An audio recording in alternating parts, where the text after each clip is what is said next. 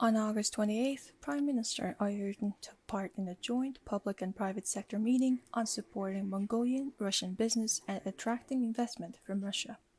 At the beginning of the meeting, the Prime Minister said, "This year marks the 100th anniversary of the establishment of diplomatic relations between Mongolia and the Russian Federation. The two countries should bring the economic and business cooperation to a new level in the next 100 years. As the pandemic has slowed the world down, we need to be ready for the post-pandemic economy. The economy, which was minus 5.3%, now stands at 6.3%. We have raised many issues, including unfavorable environment for investment. We will change the approach, and the cabinet will begin to hold meetings with investors before making a decision. Moreover, we will strive to work to overcome the challenging circumstances posed by the pandemic and double the GDP."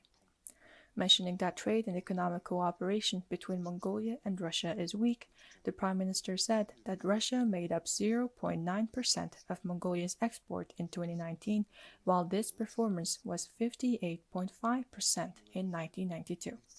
Looking back to the relationship between the two countries over the past 10 years, from the establishment of a strategic partnership in 2009 to the establishment of a comprehensive strategic partnership in 2019, there has been criticism of non-significant results in the bilateral relationship except for visa-free travel between the two countries.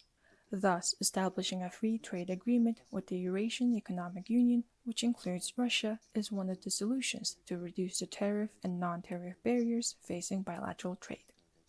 During the meeting, Ambassador of the Russian Federation to Mongolia, Iskander Azizov, said, "There is no legal, political dispute between our two countries. 100 years of Mongolian-Russian relations are in the interests of both countries." I agree with what the Prime Minister said. The two countries have developed a high level of political, humanitarian, defense, as well as security cooperation, but trade and economic cooperation have fallen behind. Mongolia has a favorable environment for legal regulations of trade and economic relations. It is therefore important to intensify the activities of the trade representative offices of the two countries. The ambassador also highlighted the importance of implementing the projects for building the supergrid and further expanding cooperation in science and education.